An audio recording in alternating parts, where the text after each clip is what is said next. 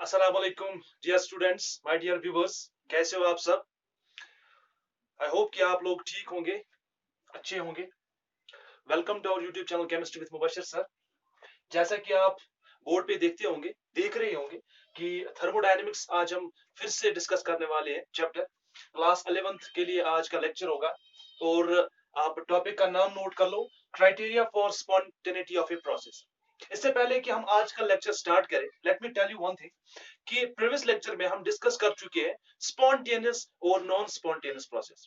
ठीक है, हमने पहले डिस्कस किया था प्रीवियस लेक्चर में limitations of first law of thermodynamics. उसके बाद हमने बात की थी स्पॉन्टेनियस प्रोसेस किसको बोलते हैं और नॉन स्पॉन्टेनियस प्रोसेस किसको बोलते हैं। ठीक है, जैसे कि फिर से मैं थोड़ा सा रिवाइंड करूं कि स्पॉन्टेनियस प्रोसेस वो प्रोसेस होती है या तो वो which takes place on its own, या तो वो खुद प्रोसीड होती है, और जिस प्रोसेस को हमें थोड़ा सा इनिशिएट करना पड़ता है, विच रिक्वायर्स एन इनिशिएशन।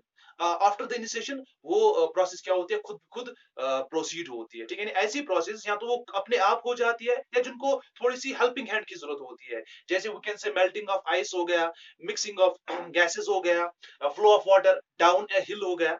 ठीक है, और we can say dissolution of sand in water, sorry, dissolution of sugar in water, or we can say dissolution of salt in water. These are all examples of spontaneous process, or we can say flow of heat from hot body to cold body.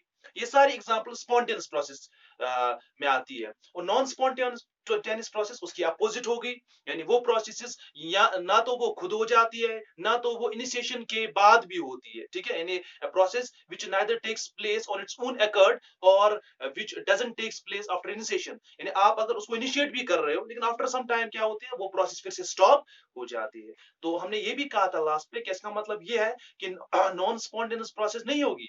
Non spontaneous process possible है, feasible है, कब? लेकिन जब आप उसको continuously supply क्या करोगे, energy from the external source.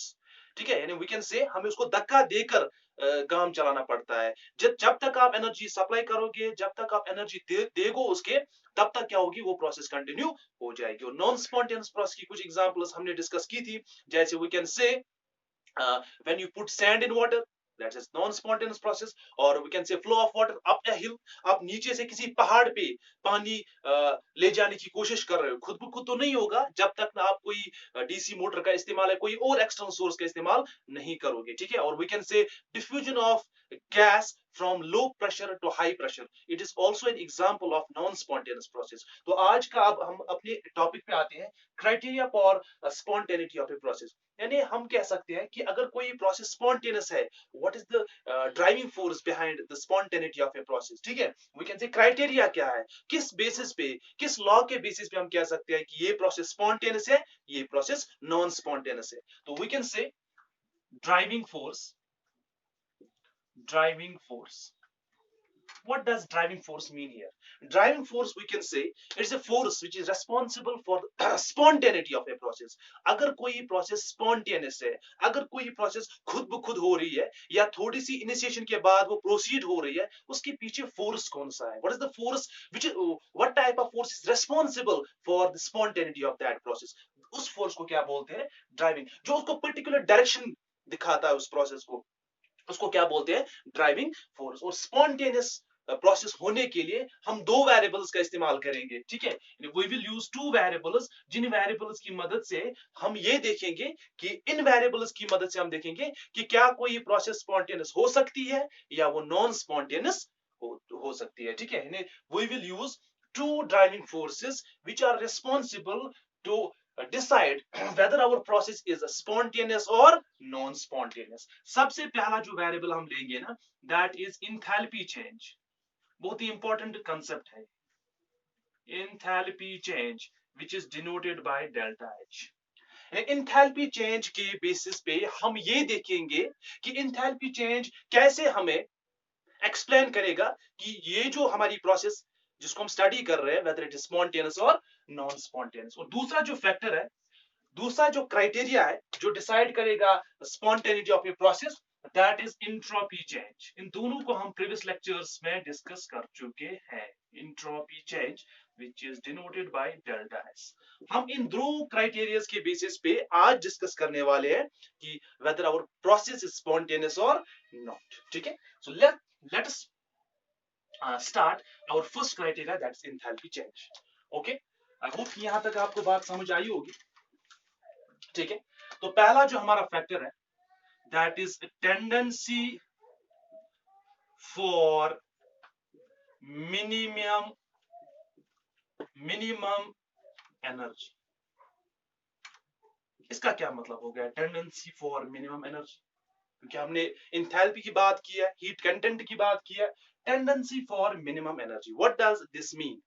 Tendency for minimum energy means दुनिया में कोई भी सिस्टम आप लो, वो चाहता है कि मैं ज्यादा से ज्यादा स्टेबल स्टेट में रहूं, स्टेबल पोजीशन में रहूं। यानी हर कोई चीज दुनिया में, हर कोई सिस्टम चाहता है कि मैं स्टेबल रहूं। स्टेबल रहने के लिए उसके पास कम से कम एनर्जी होनी चाहिए। ये आप पिछले क्लास में भी पढ़ते आ रहे हो, मिनिमम एनर्जी मैक्सिमम स्टेबिलिटी। तो every system wants to be in stable state. For that it needs to eliminate or escape as much energy as it can. ठीक है, कोई भी सिस्टम अगर स्टेबल स्टेट में रहना चाहता है तो उसके पास कम से कम एनर्जी होनी चाहिए। ठीक है, इसका क्या मतलब हुआ? यानी अगर हमारे पास कोई भी सिस्टम है जिसको हम स्टडी कर रहे हैं, ठीक है, वो सिस्टम क्या करना चाहता है, वो अपनी एनर्जी को डिक्रीज करना चाहता है, डिक्रीज इन एनर्जी। यानी वो सिस्टम क्या चाह रहा है, वो सिस्टम अपने आप को स्टेबल पोजीशन में रखने की कोशिश कर रहा है। स्टेबल रखने के लिए, स्टेबल स्टेट में रहने के लिए उसको एनर्जी कम करनी है। और ये एक सजेशन मानी गई कि जब एक सिस्टम अपनी एनर्जी को लूज कर रहा है, अपनी एनर्जी को डिक्रीज कर रहा है, वी आर सेइंग, ऐसा माना गया कि वो प्रोसेस क्या होती है, वो स्पॉन्टेनियस प्रोसेस होती है। क्या होती है? स्पॉन्टेनियस। मतलब ये माना गया, उन्होंने, जो साइंटिस्ट लोग थे उन्होंने उस टाइम माना कि जो भी सिस्टम अपनी एनर्जी को लूज करके स्टेबल स्टेट में रहना चाह रहा है, एक्चुअली वो प्रोसेस क्या मानी गई है, वो स्पॉन्टेनियस होती है। स्पॉन्टेनियस प्रोसेस होती है। कैसे? इसका मतलब क्या हुआ? इसका मतलब हुआ कि अगर हमारे पास कोई रिएक्टेंट है ए, ये कन्वर्ट हो रहा है किसी प्रोडक्ट में बी में, ठीक है, ये ए जो था इसके पास जितनी भी एनर्जी थी ये कन्वर्ट हो रहा है प्रोडक्ट में। क्यों? क्योंकि ये स्टेबल स्टेट में रहना चाहता है। तो स्टेबल स्टेट में रहने के लिए इसको क्या करनी पड़ रही है, इसको एनर्जी क्या करनी पड़ेगी, रिलीज करनी पड़ेगी।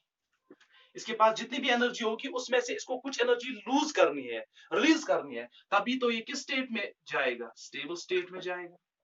तो कैन वी से जब ये ए बी में कन्वर्ट होने के लिए अपनी कुछ एनर्जी लूज कर रहा है, जो डेल्टा एच का वैल्यू होगा वो क्या होगा, वो नेगेटिव होगा। Negative means it will be an exothermic reaction. पढ़ चुके हैं हम प्रीवियस लेक्चर्स में। एक्सोथर्मिक रिएक्शन एक ऐसी रिएक्शन होती है, एक ऐसी प्रोसेस होती है जिसमें रिएक्शन के दौरान एनर्जी क्या होती है, वो लूज होती है। तो कहने का ये मतलब है कि अकॉर्डिंग टू दिस क्राइटेरिया, अगर आपको एक प्रोसेस स्पॉन्टेनियस बनानी है, उसके लिए डेल्टा एच का क्या वैल्यू होना चाहिए, negative. Delta H should be negative. Negative का मतलब it should be exothermic. Exothermic का मतलब कि रिएक्शन में, प्रोसेस के दौरान इसको एनर्जी लूज करनी है, इसको एनर्जी रिलीज करनी है। क्यों करनी है? क्योंकि इसको एनर्जी में कमी आनी चाहिए। कमी आने से क्या होगा, ये स्टेबल बन जाएगा। तो नटशल में हम कह सकते हैं टेंडेंसी फॉर मिनिमम एनर्जी, इसको अपनी एनर्जी कम क्यों रखनी पड़ती है, क्योंकि इसको स्टेबल होना होता है। और जैसे ही एनर्जी लूज करता है तो एक्सोथर्मिक रिएक्शन में आता है। Exothermic reaction means delta H का वैल्यू क्या होगा, नेगेटिव होगा। तो हम कह सकते हैं कि जिस प्रोसेस में डेल्टा एच का वैल्यू नेगेटिव होगा वो क्या होगा, वो स्पॉन्टेनियस प्रोसेस कहलाएगा। यहां तक बात समझ आ रही है? स्पॉन्टेनिटी को मेंटेन रखने के लिए, बरकरार रखने के लिए डेल्टा एच का कौन सा वैल्यू होना चाहिए, नेगेटिव वैल्यू होना चाहिए। कुछ एग्जांपल्स लेते हैं। जैसे हमारे पास हाइड्रोजन है, हाइड्रोजन गैस है, when it combines with oxygen gas, ठीक है, it forms water, H2O liquid. जब हाइड्रोजन ऑक्सीजन के साथ क्या करता है, रिएक्ट करता है, तो क्या बनता है, वाटर बनता है। और इस रिएक्शन में जो डेल्टा एच का वैल्यू देखा गया है, डेल्टा एच यानी कितना heat content, heat of reaction कितनी है यहाँ पे, that has been found around -285.8 kilo joule per mole. यानी इतनी हीट एनर्जी यहाँ से निकलती है। यानी एक एक्सोथर्मिक रिएक्शन है। तो वी कैन से कि फॉर्मेशन ऑफ वाटर, यहाँ पे जो पानी बन रहा है ये क्या है, इट्स स्पॉन्टेनियस। ये एक स्पॉन्टेनियस प्रोसेस। क्यों? क्योंकि यहाँ पे डेल्टा एच का वैल्यू क्या है, नेगेटिव में है, नेगेटिव मींस ये एनर्जी लूज कर रहा है, एनर्जी लूज करेगा तो स्टेबल बनने की कोशिश कर रहा है। इसी तरह से एक और एग्जांपल लेंगे, कार्बन हमारे पास है सॉलिड, जब इसको हम ऑक्सीजन के साथ ट्रीट करेंगे, यानी बर्निंग ऑफ कोल और we can say burning of carbon, जब कार्बन की ऑक्सीडेशन हो जाएगी क्या बनेगा, CO2 बनेगा, कार्बन डाइऑक्साइड गैस बनेगा। जब कार्बन ऑक्सीजन के साथ रिएक्ट करता है तो क्या बनता है, कार्बन डाइऑक्साइड गैस बनता है। और यहाँ पे जो डेल्टा एच का वैल्यू फाउंड किया गया है that's around -393.5 kilo joule per mole. यहाँ पे कितनी हीट इवॉल्व होती है, -393.5 किलो जूल पर मोल, ये एक्सपेरिमेंटल वैल्यूज है।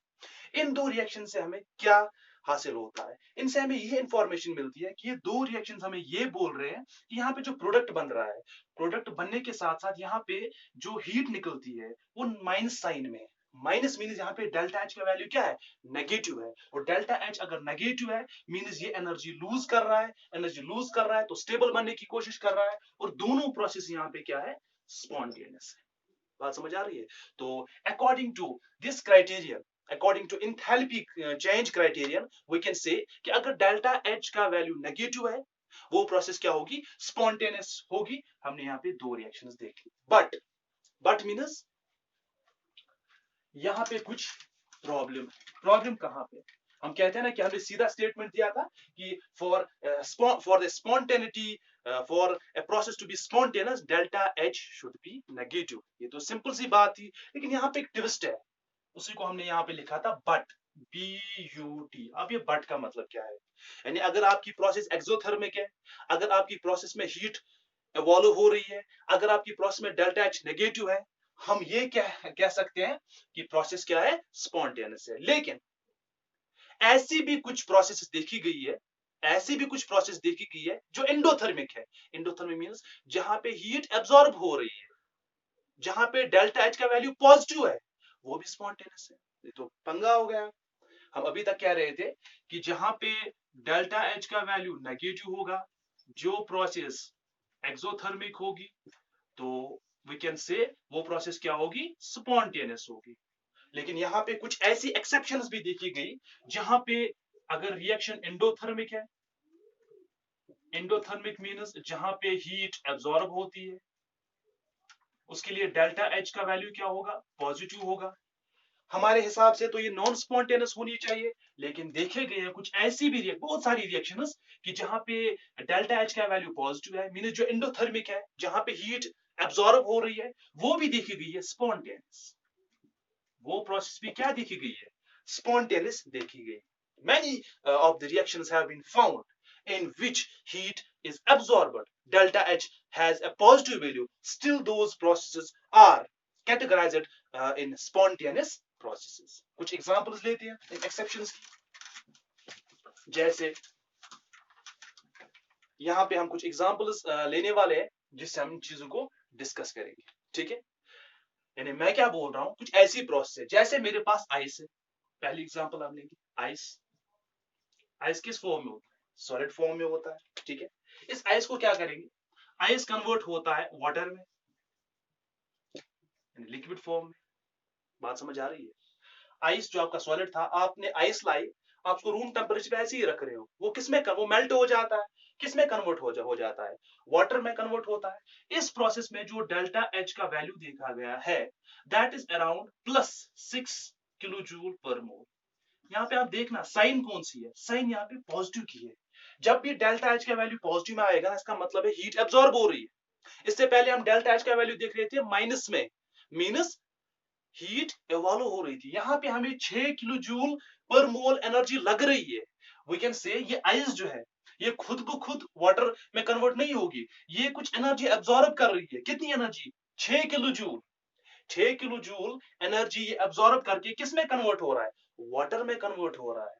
तो कैन वी से कि इस प्रोसेस के लिए डेल्टा एच का वैल्यू क्या है, पॉजिटिव है। जब पॉजिटिव है तो रिएक्शन क्या होगी, एंडोथर्मिक।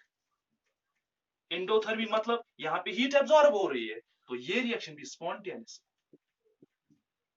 ये तो उल्टा हो गया कि डेल्टा एच, हम पहले केस में बोल रहे थे कि डेल्टा एच नेगेटिव होना चाहिए, लेकिन कुछ रिएक्शन ऐसे भी है जहां पे डेल्टा एच पॉजिटिव है, still that process is a spontaneous process, ठीक है। एक और रिएक्शन हम लेते हैं, वाटर आप ले लो लिक्विड फॉर्म में। ये कन्वर्ट हो रहा है वाटर वेपर्स में, वाटर वेपर्स में जो गैस फॉर्म में होते हैं, स्टीम में चला जाता है। इसके लिए जो डेल्टा एच का वैल्यू देखा गया है that is around plus 90 kilo joule per mole, 90 kilo joule per मोल देखा गया है। इतनी हीट एनर्जी ये वाटर जो होता है लिक्विड फॉर्म में एब्जॉर्ब करता है, किसमें कन्वर्ट होने के लिए, वाटर वेपर में। मानो आपने पानी रखा है या समुद्र में पानी होता है, उसपे कोई नीचे से कोई बर्नर रखता है, वो तो नेचुरल प्रोसेस है कि जिसको हम बोलते हैं वाटर साइकिल, जहां से फिर बारिश पड़ती है तो क्या होता है उसपे सूरज की किरणें पड़ती है, खुद ब खुद क्या होती है, इवापोरेशन हो जाती है। तो वाटर जो होता है लिक्विड फॉर्म में वो कन्वर्ट हो जाता है वाटर वेपर्स में। बात समझ आ रही है? तो यहाँ पे डेल्टा एच का वैल्यू क्या है, फिर से पॉजिटिव है, यानी फिर से ये क्या है, एंडोथर्मिक है। ठीक है, यानी यहाँ पे ये वाटर जो है ये इस हीट एनर्जी को एब्जॉर्ब कर रहा है, उसके बाद ये कन्वर्ट हो रहा है वाटर वेपर्स में। ये रिएक्शन भी स्पॉन्टेनियस है क्योंकि खुद ब खुद हो रही है, लेकिन डेल्टा एच का वैल्यू क्या है, पॉजिटिव है। एक और रिएक्शन मैं आपको बोल देता हूँ, मर्क्यूरिक ऑक्साइड HgO जो सॉलिड होता है, इसको जब हम हीट करते हैं, ठीक है, या हीट हम ऐसे कहेंगे कि मर्क्यूरिक ऑक्साइड जो होता है इसकी डिकम्पोजिशन होती है, it gives mercury that is liquid plus oxygen that is gas.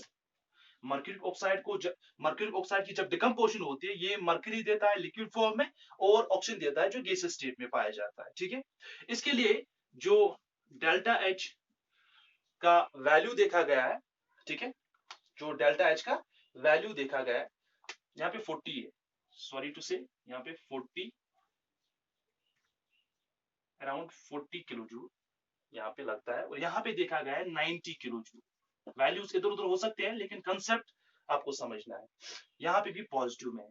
इसका मतलब क्या है कि जो मैंने तीनों ये रिएक्शंस एग्जांपल्स दिखाए, यहाँ पे आप देखोगे तीनों के तीनों में डेल्टा एच क्या है, पॉजिटिव है। मींस यहाँ पे हीट इवॉल्व नहीं हो रही, यहाँ पे हीट एब्जॉर्ब हो रही है।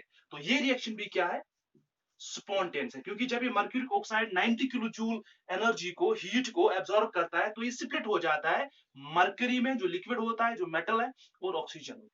तो इन तीन एग्जाम्पल से हमें ये पता चलता है कि डेल्टा एच का नेगेटिव होना या इंथैल्पी चेंज जो है वो एक सिंगल क्राइटेरिया नहीं है to decide whether the process is spontaneous or not। क्योंकि स्टार्टिंग में हम बोल रहे थे कि अगर डेल्टा एच का वैल्यू नेगेटिव है, अगर रिएक्शन या प्रोसेस एक्सोथर्मिक है तो प्रोसेस क्या होगी, स्पॉन्टेनियस। लेकिन उसमें एक्सेप्शंस आ गए, हमने कुछ प्रोसेस ऐसी भी देखी जहां पे डेल्टा एच पॉजिटिव है, जो रिएक्शन एंडोथर्मिक है, स्टिल ये स्पॉन्टेनियस है। आइस का वाटर में कन्वर्ट होना स्पॉन्टेनियस प्रोसेस है, वाटर लिक्विड का वाटर वेपर्स में कन्वर्ट होना स्पॉन्टेनियस है, मर्क्यूरिक ऑक्साइड का स्प्लिट होना मर्क्यूरी और ऑक्सीजन में, ये भी स्पॉन्टेनियस प्रोसेस है। लेकिन यहाँ पे प्रॉब्लम क्या है, प्रॉब्लम यह है कि डेल्टा एच का पॉजिटिव होना। सिर्फ यही नहीं, कुछ प्रोसेस ऐसी भी देखी गई है, एक और एक्सेप्शन है, जहां पे डेल्टा एच जीरो देखा गया है, इंथैल्पी चेंज नहीं हो रही है। जो इंथैल्पी चेंज है, डेल्टा एच का वैल्यू जीरो है, स्टिल जो ये प्रोसेस होती है ये क्या है, स्पॉन्टेनियस है। मैं आपको एक एग्जांपल देता हूं। एग्जांपल के तौर पे जैसे मेरे पास एसिटिक एसिड है CH3COH, इसकी रिएक्शन हम करेंगे इथाइल अल्कोहल से C2H5OH। ये हमारा एसिटिक एसिड है जो कार्बोक्सिलिक एसिड है। This is our alcohol that is ethyl alcohol. Upon reacting these two compounds, यहाँ पे क्या बनता है, we will get CH3COO C2H5 और यहाँ से वाटर बनता है, इसको बोलते हैं इथाइल एसिटेट। इथाइल एसिटेट, हमें यहाँ पे कंपाउंड के साथ कोई प्रोडक्ट के साथ कोई गरज नहीं है। यानी एसिटिक एसिड की जब भी रिएक्शन होती है इथाइल अल्कोहल के साथ, या अल्कोहल के साथ, देयर इज फॉर्मेशन ऑफ, यहाँ पे एस्टर बनता है, और इस प्रोसेस को बोलते हैं esterification. The process known as formation of esters is known as esterification. आपने 10th में पढ़ा होगा एस्टर्स कैसे बनते हैं, जब कार्बोक्सिलिक की रिएक्शन किसके साथ होती है, अल्कोहल के साथ होती है। और यहाँ पे देखा गया कि डेल्टा एच का वैल्यू जीरो है। तो जो हम स्टार्टिंग में बोल रहे थे कि डेल्टा एच नेगेटिव होना चाहिए, लेकिन कुछ प्रोसेस ऐसे भी देखे गए हैं जिनमें डेल्टा एच पॉजिटिव देखा गया है, जिनमें डेल्टा एच जीरो भी देखा गया है, स्टिल दे आर स्पॉन्टेनियस। तो वी कैन से कि ये जो इंथैल्पी चेंज का criteria, it is not the sole criteria which can decide the spontaneity of a process. का मतलब कुछ और चीजें भी है जिसके बेसिस पे हम स्पॉन्टेनिटी को डिसाइड कर सकते हैं। यानी इंथैल्पी चेंज जो है ये वाहिद एक जरिया नहीं है जिससे हम ये डिसाइड कर सकते हैं कि वेदर आवर प्रोसेस स्पॉन्टेनियस और नॉन स्पॉन्टेनियस। ठीक है, तो अब हम देखेंगे जो दूसरा क्राइटेरिया है जिसके बेसिस पे हम स्पॉन्टेनिटी को डिसाइड कर सकते हैं, वो क्या है। ओके, तो पहला हमने देखा था टेंडेंसी फॉर मिनिमम एनर्जी। दूसरा जो हमारा क्राइटेरिया है that is tendency for maximum randomness. बहुत ही इंपॉर्टेंट है ये, tendency for maximum randomness, tendency for maximum randomness. Okay, अब ये टेंडेंसी फॉर मैक्सिमम रैंडमनेस का मतलब क्या है? Randomness means entropy, disorder, disorganised manner में जब चीजें होती है। टेंडेंसी फॉर मैक्सिमम रैंडमनेस का मतलब क्या होता है, मैं आपको सिंपल लैंग्वेज में समझाने की कोशिश करूंगा। और इंट्रोपी जो चेंज होती है उसको हम दिखाते हैं डेल्टा एस से। कैसे हम इंट्रोपी चेंज के बेसिस पे स्पॉन्टेनिटी को डिसाइड कर सकते हैं। हमारे पास कोई सिस्टम है, हमारे पास कोई भी सिस्टम है थर्मोडायनेमिक्स में जिसको हम स्टडी कर रहे हैं, वो सिस्टम चाहता है, मैं एवरी सिस्टम, जो भी यूनिवर्स में सिस्टम होता है, वो चाहता है कि मैं ऑर्डर फैशन से चला जाऊं किसमें, डिसऑर्डर फैशन। अब इसका क्या मतलब हो गया, यानी पूरी कायनात में जो भी सिस्टम होता है, जो भी चीजें होती है, वो अपने आप को खींचता है डिसऑर्डर से डिसऑर्डर मैनर में। वो क्यों चला जाता है, वो क्यों चाहता है मैं ऑर्डर से डिसऑर्डर फैशन में, डिसऑर्डर इवेंट में, डिसऑर्डर मैनर में चला जाऊं। इसको हम ऐसे भी लिख सकते हैं कि कोई भी सिस्टम जो होता है वो चाहता है कि मैं लो प्रोबेबिलिटी को छोड़ के हाई प्रोबेबिलिटी में चला जाऊं। इसका रीजन मैं दूंगा, यानी मैं कह रहा हूं टेंडेंसी फॉर मैक्सिमम रैंडमनेस को समझाने के लिए, इस क्राइटेरिया को समझाने के लिए, हर कोई सिस्टम जो दुनिया में है वो चाहता है मैं एक ऑर्डर फैशन को छोड़ के डिसऑर्डर मैनर में चला जाना चाहता हूं, या मैं लो प्रोबेबिलिटी को छोड़ के हाई प्रोबेबिलिटी में जाना चाहता हूं, या इसको एक और लैंग्वेज में बता सकते हैं, मैं ऑर्गेनाइज्ड वे को छोड़ के डिसऑर्गेनाइज्ड वे में चला जाना चाहता हूं। यानी वो ऑर्डर को छोड़ के डिसऑर्डर में क्यों जाना चाहता है, वो लो प्रोबेबिलिटी को छोड़ के हाई प्रोबेबिलिटी में क्यों जाना चाहता है, वो ऑर्गेनाइज्ड वे को छोड़ के डिसऑर्गेनाइज्ड वे में क्यों चला जाना चाहता है। क्योंकि देखो, मैं आपको एक शख्स की एग्जांपल देता हूं, इंसान की एग्जांपल देता हूं। अगर एक इंसान को, आप एक स्टूडेंट को आप बोलते हो कि भाई आपको अपनी जिंदगी में सुधार लाना है, यानी सुधार लाने के लिए ऑर्डर्ड मैनर में अपनी जिंदगी गुजारने के लिए उसको एक ही रास्ता चुनना है। उसको बोला जाता है भाई आपको सुबह 6 बजे उठना है, आपको एक्सरसाइज करनी है, आपको मॉर्निंग वॉक करना है, आपको टाइम पे स्कूल जाना है, आपको पढ़ाई करनी है, ठीक है, आपको घर का काम करना है, आपको इधर उधर की चीजों पे ध्यान नहीं देना है। यानी उसको एक पर्टिकुलर वे में, पर्टिकुलर डायरेक्शन में अपनी जिंदगी गुजारनी है। इसको हम ऑर्डर वे कह सकते हैं, ठीक है। तो ऑर्डर वे में रहने के लिए उसको काफी मेहनत करनी है, उसको stuck, he has to stuck his life in one way. लेकिन इन कंट्रास्ट टू दैट, अगर एक इंसान को छूट दी जाए, भाई ये भी करो, वो भी करो, यहां भी जाओ, वहां भी जाओ, मुझे आप बोलो ज्यादा चांसेस किस चीज के हैं, ऑर्डर ऑर्डर मैनर में रहने की या डिसऑर्डर मैनर में रहने की? ऑब्वियसली डिसऑर्डर, क्योंकि हमारी जिंदगी जो होती है उसमें रैंडमनेस ज्यादा होता है, ठीक है, हम डिसिप्लिन कम रहते हैं और हमारी जिंदगी में इनडिसिप्लिन ज्यादा होता है। क्यों? क्योंकि इनडिसिप्लिन क्रिएट करने के लिए हमें ज्यादा मेहनत नहीं करनी पड़ती है, क्योंकि हमें पता होता है हम ये भी करेंगे, छूट होती है। लेकिन डिसिप्लिन में रहने के लिए हमें एक ही रस्सी को क्या करना है, थामना पड़ता है। आपको बात समझ आ रही होगी कि अपनी जिंदगी को ऑर्डर वे में गुजारने के लिए एक ही रास्ता होता है। ऑर्डर्ड फैशन को, ऑर्डर मैनर को बरकरार रखने के लिए there is only one way. But इस डिसऑर्डर में जाने के लिए, इस रैंडमनेस में जाने के लिए, इस डिसऑर्गेनाइज्ड मैनर में जाने के लिए बहुत सारे तरीके। एक और एग्जांपल मैं देता हूं। मानो हमारे पास कोई बॉक्स है, उसमें मेरे पास कॉइन्स है, मानो मेरे पास 10 कॉइन्स है। अब मैं उस बॉक्स को थोड़ा सा हिला रहा हूं, ठीक है, और मैं चाह रहा हूं कि इस बॉक्स में जो भी कॉइन्स है सब का टेल आ जाए। मैंने उनको ऐसे हिलाया, मैं चाह रहा हूं कि सारी कॉइन्स में टेल आ जाए। क्या ऐसा पॉसिबल है? नहीं। मुझे बोलो ज्यादा पॉसिबिलिटी किस में है कि सारे जो कॉइन्स है वो टेल आ जाए, जो मैं चाह रहा हूं, मेरी कंडीशन है, या वहां पे रैंडमनेस हो गया? अगर हम देखेंगे 10 कॉइन्स को मैं उछाल रहा हूं, 10 में से मे बी दो का हेड आएगा, 8 का टेल आएगा, एक का हेड आएगा, एक का टेल आएगा। रैंडमनेस के चांसेस ज्यादा है as compared to ordered arrangement. ठीक है, क्योंकि हर कोई चीज जो है वो डिसऑर्डर वे में जाना चाहती है। ठीक है, क्योंकि उसको बहुत सारे रास्ते मिल रहे हैं डिसऑर्डर वे में जाने के लिए, लेकिन ऑर्डर्ड वे में जाने के लिए उसके पास खाली एक रास्ता है। बात समझ आ रही है? यानी 10 कॉइन्स को आप उछाल रहे हो तो बहुत ही कम चांसेस है कि 10 में से 10 के टेल ही आएंगे, 10 में से 10 की हेड आएंगे। वहां पे randomness, we can say disturbance और डिसऑर्डर होने के सबसे ज्यादा चांसेस है।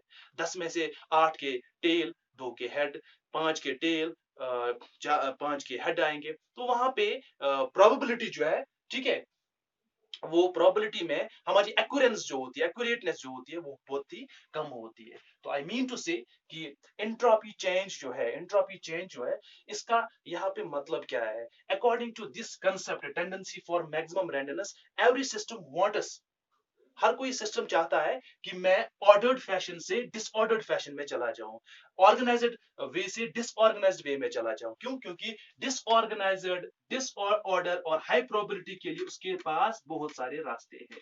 There are many ways available to it. इसके पास बहुत सारे रास्ते हैं डिसऑर्डर वे में जाने के लिए, लेकिन ऑर्डर्ड वे पकड़ने के लिए इसके पास बहुत ही एक ही रास्ता होता है। ठीक है, अब according to this entropy change, it has been found that अगर आप एक प्रोसेस को स्पॉन्टेनियस बनाना चाहते हो, तो जो एंट्रोपी चेंज है, it should be always positive, that is greater than zero. Entropy जो है, entropy change should always be positive. Positive means increase. ठीक है, यानी अगर आपका सिस्टम जो है वो ऑर्डर्ड फैशन में है, यानी वी कैन से उसकी एंट्रोपी जो रैंडमनेस जो ऑलमोस्ट जीरो है, लेकिन अगर उसकी एंट्रोपी, अगर वो ऑर्डर्ड फैशन से डिसऑर्डर वे में जा रहा है, तो उसकी एंट्रोपी 0 से 1 2 3 4, दैट मींस एंट्रोपी क्या हो रही है? वो 0 से बढ़ रही है। एंट्रोपी का वैल्यू क्या आ रहा है? पॉजिटिव आ रहा है। और इन दिस वे, अगर आपका चेंज इन एंट्रोपी पॉजिटिव है, that is greater than 0, we can say कि आपकी प्रोसेस क्या है? वो स्पॉन्टेनियस है। वो क्या है? वो स्पॉन्टेनियस है। तो सेकंड क्राइटेरिया क्या है कि अगर कोई भी प्रोसेस स्पॉन्टेनियस है, उसके लिए जो एंट्रोपी चेंज है, that should have a positive value. उसका वैल्यू क्या होना चाहिए? पॉजिटिव होना चाहिए। और हमने यहाँ पे आपको एक्सप्लेन किया क्यों, क्योंकि वो ऑर्डर में, ऑर्डर से डिसऑर्डर क्यों जाना चाहता है? ऑर्डर से डिसऑर्डर इसलिए जाना चाहता है क्योंकि डिसऑर्डर में जाने के लिए उसके पास बहुत सारे ऑप्शंस है, उसको ज्यादा मेहनत नहीं करनी पड़ती है, लेकिन ऑर्डर फैशन में रहने के लिए उसको एक ही डायरेक्शन में, एक ही चीज को के पीछे भागना पड़ता है। ठीक है, कुछ एग्जांपल्स हम लेते हैं कि कैसे एंट्रोपी चेंज यहाँ पे पॉजिटिव होती है। तो mixing of gases we will take, mixing of gases we will take. इस एग्जाम्पल को हम प्रीवियस लेक्चर में भी डिस्कस कर चुके हैं, जब हम स्पॉन्टेनियस और नॉन स्पॉन्टेनियस प्रोसेस पढ़ रहे हैं। मानो हमारे पास एक ट्यूब है, इस तरह का ट्यूब है, जहां पे हमने यहां से एक चैम्बर में गैस फर्स्ट लिया है, और इस वाले चैम्बर में हमने गैस सेकंड लिया है, कॉर्क से इसको स्टॉप किया है बीच में। ठीक है, गैस फर्स्ट, गैस सेकंड। अब क्या कर रहे हैं? ये जो चैम्बर है, इसमें पर्टिकुलर कोई गैस भरा है, मानो नाइट्रोजन भरा है, इसका अपना एक ऑर्डर्ड अरेंजमेंट होगा। गैस सेकंड में मानो आपने ऑक्सीजन लिया है, इसका भी अपना एक ऑर्डर्ड अरेंजमेंट होगा। अब हम क्या करेंगे? मानो हमने यहां से कॉर्क को हटा दिया, जैसे हम कॉर्क को हटाएंगे, what will happen? These gases will intermix. यहाँ पे क्या हो जाएगा? इंटरमिक्सिंग ऑफ गैसेस हो जाएगी। अब ये गैसेस क्या हो जाएंगी? इंटरमिक्स हो जाएंगी। जैसे ये गैसेस इंटरमिक्स हो जाएंगे, ठीक है, चलो यहां से मैं दिखा देता हूँ। ये मेरे पास कॉर्क था, अपॉन रिमूविंग दिस कॉर्क, मानो आपने क्या किया? कॉर्क को हटा दिया, तो यहाँ पे क्या हो जाएगा? इंटरमिक्सिंग हो जाएगी। ये गैसेस एक एक दूसरे में समा जाएंगे, मिक्स हो जाएंगे।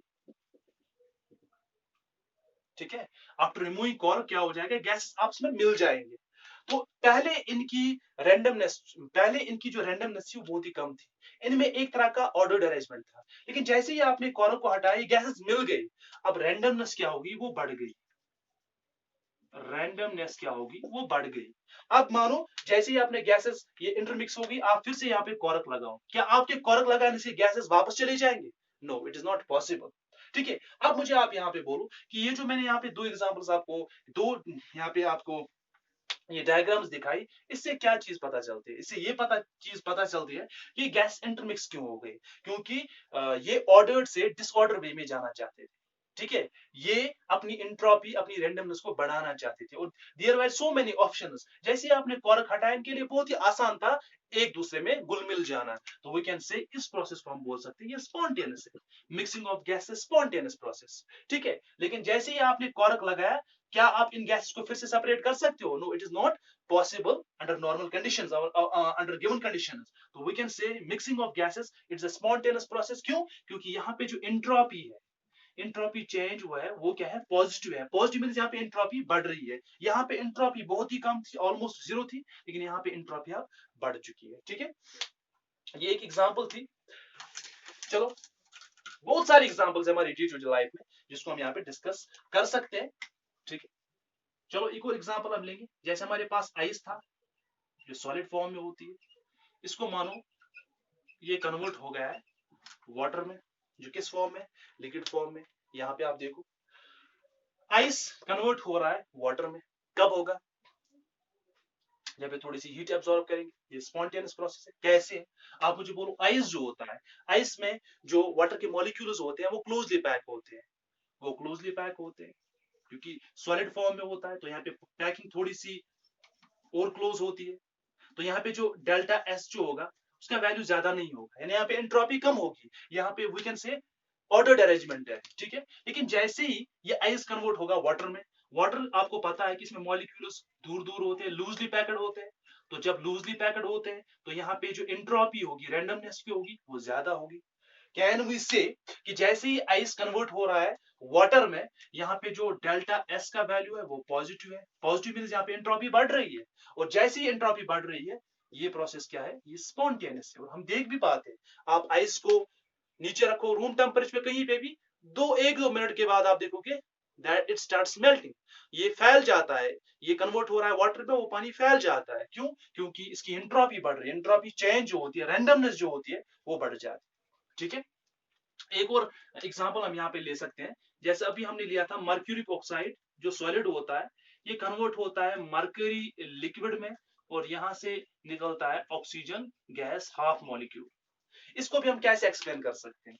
देखो, हमें पता है मर्क्यूरिक ऑक्साइड क्या है? सॉलिड है। तो इसमें जो मॉलिक्यूल्स होंगे वो क्लोजली पैक्ड होंगे, तो जो एंट्रोपी रैंडमनेस होगी वो ऑलमोस्ट नेग्लिजिबल होगी, यानी इसमें रैंडमनेस ऑर्डर्ड अरेंजमेंट होगा।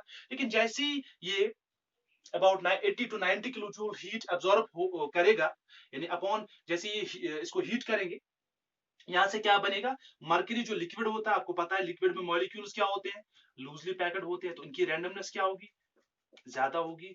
यहाँ पे ऑक्सीजन भी बन रहा है, तो ऑक्सीजन गैस है, और गैस में तो ज्यादा ही लूजली पैक्ड होते हैं कौन से मॉलिक्यूल होगी, वो और भी ज्यादा होगी। तो वी कैन से जैसे ही मर्क्यूरिक ऑक्साइड हीट को एब्जॉर्ब कर रहा है, वो कन्वर्ट हो रहा है मर्क्यूरी जो लिक्विड होता है ऑक्सीजन गैस में, और दोनों जो यहाँ पे प्रोडक्ट्स बन रहे हैं, एक तो लिक्विड है, दूसरा गैस है, इनमें रैंडमनेस जो होती है वो ज्यादा होती है एज कम्पेयर टू सॉलिड, और यहाँ पे भी एंट्रोपी क्या हो रही है? वो चेंज हो रही है। तो इस क्राइटेरिया से हम ये एक्सप्लेन कर सकते हैं कि जो एवापोरेशन ऑफ वाटर होता है, जो भी सी, जो हमारे समुद्र होते हैं, वहां पे एवापोरेशन क्यों होता है? उसका रीजन ये है कि वाटर जो होता है, वाटर जो होता है, ठीक है। चलो यहाँ पे हम एक्सप्लेन कर ही देते हैं आपको कि मेरे पास वाटर है जो लिक्विड फॉर्म है, ये कन्वर्ट हो रहा है वाटर वेपर, जो कि क्या है? गैस, ठीक है। How is it possible? Water आपको पता है इसमें जो मॉलिक्यूल्स होते हैं वो लूजली पैकेड होते हैं, यस पता है हमें, यानी इसकी एंट्रोपी कुछ ना कुछ होगी। लेकिन जैसे ही कन्वर्ट हो रहा है वाटर वेपर्स में, वाटर वेपर्स किस फॉर्म में होते हैं? गैसेस फॉर्म में होते हैं। इसमें मॉलिक्यूल्स जो होते हैं वो ज्यादा ही लूजली पैकेड होते हैं। मानो अगर यहाँ पे जो डेल्टा एस का वैल्यू है वो मानो आप 10 यूनिट, किसमें? वाटर जो लिक्विड है। लेकिन वाटर जो वेपर में जब ये कन्वर्ट होता है, उसका वैल्यू तकरीबन से डबल होगा, 20 यूनिट का होगा। इसका मतलब एंट्रोपी बढ़ रही है।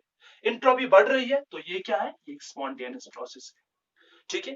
तो इसी से हमें ये चीज एक्सप्लेन होती है कि एवापोरेशन ऑफ वाटर जो भी होती है, जो भी हमारे ओपन सरफेस होती है जहां पे पानी स्टोर होता है, तो वहां से उसको हम स्पॉन्टेनियस प्रोसेस क्यों मानते हैं? क्योंकि पानी जो होता है उसकी कुछ ना कुछ एंट्रोपी होती है। जब उस पे सूरज की किरणें पड़ती है तो वो कन्वर्ट हो जाता है स्टीम में, वाटर वेपर्स में, और वाटर वेपर गैसेस फॉर्म में होते हैं, तो उसकी एंट्रोपी और भी ज्यादा होती है।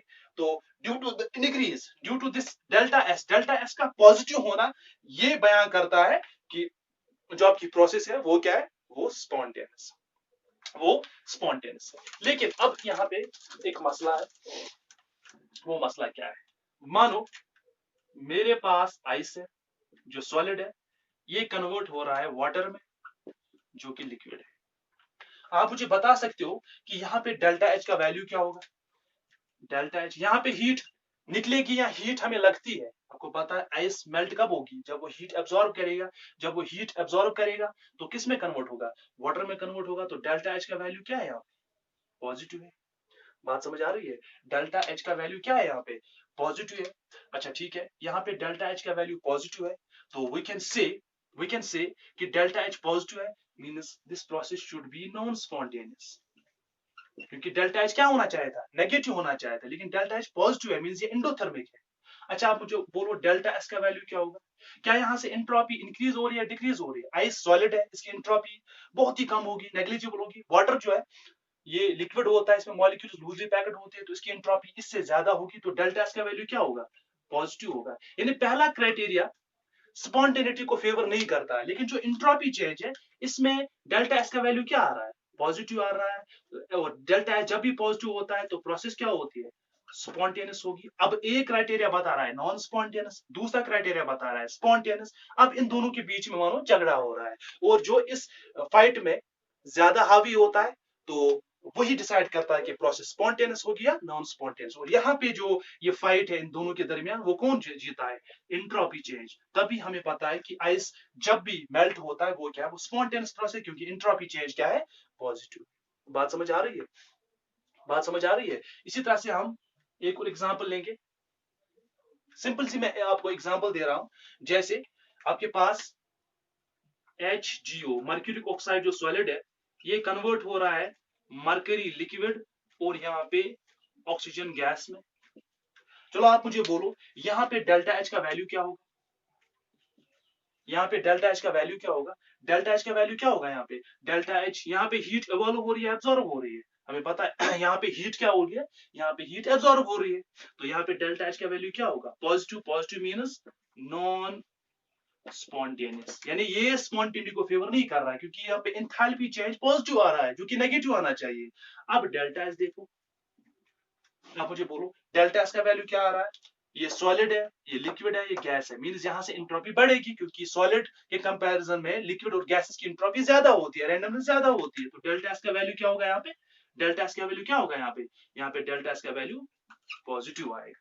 यहाँ पे डेल्टा एस का वैल्यू पॉजिटिव आ गया, और जो ये फेवर करता है कि यस ये जो हमारी प्रोसेस है ये क्या है? ये स्पॉन्टेनियस है, क्योंकि जब भी डेल्टा एस का वैल्यू पॉजिटिव आएगा वो स्पॉन्टेनियस। और इन दोनों फैक्टर्स में एंट्रोपी जो है it is the sole criterion which decides कि हमारी जो प्रोसेस है वो स्पॉन्टेनियस है। ठीक है, तो लेकिन अब यहाँ पे एक चीज है। ठीक है, चलो एक और एग्जांपल लेते हैं। हम लेते हैं यहाँ पे एग्जांपल अब सिंपल सी अबाउट जो हमारा वाटर है। वाटर जो हमारा है जो कि लिक्विड फॉर्म में, इसको आप मानो इसको हम कन्वर्ट कर रहे हैं वाटर वेपर में। इसको हम कन्वर्ट कर रहे हैं वाटर वेपर में, जो कि किस फॉर्म में है? गैसियस फॉर्म में। तो आप मुझे बोलो यहाँ पे डेल्टा एच का वैल्यू क्या होगा? यहाँ से हीट एब्जॉर्ब होगी या हीट एवॉल्व होगी? शाबाश। यहाँ से हीट एब्जॉर्ब होगी या हीट एवॉल्व होगी? जल्दी से बोलो आप मुझे। वाटर आपका क्या है? वाटर आपका क्या है? लिक्विड है, और यहाँ से किस में कन्वर्ट हो रहा है? वाटर वेपर्स में। तो यहाँ से क्या होगी? क्या हमें हीट लगेगी या हीट एवॉल्व होगी? शाबाश, आप जल्दी से बोलो। वाटर लिक्विड है, फिर से मैं रिपीट कर रहा हूं, कन्वर्ट हो रहा है वाटर वेपर में। तो आप पानी जब भी भाप में कन्वर्ट हो रहा है तो यहाँ से डेल्टा एच का वैल्यू हमेशा क्या होगा? पॉजिटिव होगा। डेल्टा एच का वैल्यू हमेशा पॉजिटिव होगा। पॉजिटिव मीन्स यहाँ पे आप हीट एब्जॉर्ब यहाँ पे हो रही है, तो delta H positive means it is a non spontaneous. Delta H negative होना चाहिए, लेकिन डेल्टा एच पॉजिटिव आ रहा है। अब डेल्टा एस का वैल्यू बताओ। यहाँ से इंट्रोपी बढ़ रही है घट रही है? लिक्विड से गैस जा रहा है तो लिक्विड की इंट्रोपी कम होती है, गैस में रैंडमनेस ज्यादा होती है, तो डेल्टा एस या इंक्रीज हो रहा है। तो इसका मतलब ये क्या फेवर कर रहा है? स्पॉन्टेनिटी। तो बिकॉज ऑफ दैट इन दोनों में फिर से आई कैन से कि फाइट होने की वजह से यहाँ पे जो फैक्टर हावी होता है, डोमिनेट करता है, वही डिसाइड करता है। यहाँ पे इंट्रोपी फिर से क्या कर रहा है? डिसाइड कर रहा है। लेकिन एक चीज मैं आपको यहाँ पे बोल दूं कि जैसे हमने कहा था कि एंथैल्पी जो है it is not only the sole criterion to decide whether the process spontaneous और नॉट। इसी तरह से ये जो एंट्रोपी चेंज है ये भी इसमें भी कुछ खामियां हैं, ये भी हर जगह एक्सप्लेन नहीं कर पाती है कि वेदर आवर प्रोसेस स्पॉन्टेनियस और नॉन स्पॉन्टेनियस। इसकी एक्सेप्शन क्या है? इसकी एक्सेप्शन मैं आपको बताता हूं, liquefaction of gas. Liquefaction of gas, देखो लिक्विफिकेशन ऑफ गैस में कैसे ये एक्सप्लेन नहीं कर पाता है। हम बोलते हैं कि अगर आपका डेल्टा एस पॉजिटिव है तो प्रोसेस क्या है? स्पॉन्टेनियस है। तो क्या ये लिक्विफिकेशन ऑफ गैस में वैलिड होता है? मानो हमारे पास कोई गैस है, ये कन्वर्ट हो रहा है लिक्विड में, ये कन्वर्ट हो रहा है लिक्विड में। आप मुझे बोलो यहाँ पे डेल्टा एच का वैल्यू क्या होगा? शाबाश। क्या हमें यहाँ पे हीट लगेगी या यहाँ से हीट इवॉल्व होगी? जल्दी से बोलो आप। देखो यहाँ से गैस जो होती है उसमें जो हीट एनर्जी होती है वो हमेशा ज्यादा होती है एज कम्पेयर टू लिक्विड, यानी इसको कुछ ना कुछ हीट एनर्जी इवॉल्व करनी है, फिर ये कन्वर्ट हो सकता है लिक्विड में। गैसेस में हीट ज्यादा होती है, लिक्विड्स में हीट एनर्जी कम होती है। गैस को लिक्विड में कन्वर्ट करने के लिए इस गैस को कुछ ना कुछ एनर्जी यहाँ से रिलीज करनी है। रिलीज मतलब exothermic, exothermic means delta H का वैल्यू क्या होगा? नेगेटिव होगा। यानी नेगेटिव मींस प्रोसेस क्या होगी? प्रोसेस ठीक है स्पॉन्टेनियस होगी अकॉर्डिंग टू डेल्टा एच। अगर नेगेटिव, अब देखेंगे डेल्टा एस, डेल्टा एस क्या होना चाहिए था? पॉजिटिव होना चाहिए था, तभी तो ये स्पॉन्टेनिटी को फेवर करेगा। लेकिन आप देखो गैसेस में रैंडमनेस सबसे ज्यादा होती है, लिक्विड्स में रैंडमनेस कम होती है, तो डेल्टा एस यानी चेंज इन एंट्रोपी इंक्रीज हो रही है डिक्रीज हो रही है? गैसेस का ज्यादा होता है, लिक्विड्स का कम होता है, मींस एंट्रोपी यहां से डिक्रीज हो रही है। तो एंट्रोपी का क्या वैल्यू आ रहा है? नेगेटिव वैल्यू आ रहा है, जो कि नहीं आना चाहिए था। स्पॉन्टेनियस प्रोसेस के लिए डेल्टा एस का वैल्यू क्या होना चाहिए था? पॉजिटिव होना चाहिए था। लेकिन लिक्विफिकेशन ऑफ गैसेस में गैस कन्वर्ट हो रहा है लिक्विड्स में, एंट्रोपी ऊपर से नीचे आ रही है, तो डेल्टा एस का वैल्यू नेगेटिव है। नेगेटिव आने की वजह से हम ये कह सकते हैं कि यहाँ पे एंट्रोपी डिसाइड नहीं कर पाती है, एंट्रोपी नेगेटिव दिखा रही है। इसका मतलब है ये प्रोसेस नॉन स्पॉन्टेनियस होनी चाहिए। लेकिन जब देखते हैं तो लिक्विफिकेशन ऑफ गैसेस है स्पॉन्टेनियस प्रोसेस। इसका मतलब ये है कि एंट्रोपी हर जगह वर्क नहीं करती है, एंट्रोपी चेंज ये जो क्राइटेरिया है ये हर जगह वर्क नहीं करती है to decide the spontaneity of a process. इसी तरह से एक और लिमिटेशन इसकी है, that is solidification of liquid, solidification of liquid। जब आप किसी लिक्विड को सॉलिडिफाई करते हो वहां पे भी एंट्रोपी का वैल्यू नेगेटिव आता है, जो कि पॉजिटिव आना चाहिए था। ठीक है, तो हमने दो फैक्टर्स आज देखे, दो क्राइटेरिया देखे। एक हमने देखा टेंडेंसी फॉर मिनिमम एनर्जी, जहां पे हमने देखा कि डेल्टा एच का वैल्यू नेगेटिव आना चाहिए था, प्रोसेस एक्सोथर्मिक होनी चाहिए थी, तब वो प्रोसेस स्पॉन्टेनियस होगी। लेकिन हमने कुछ एक्सेप्शंस देखे जहां पे डेल्टा एच पॉजिटिव आया या डेल्टा एच जीरो आया, स्टिल वो प्रोसेस क्या थी?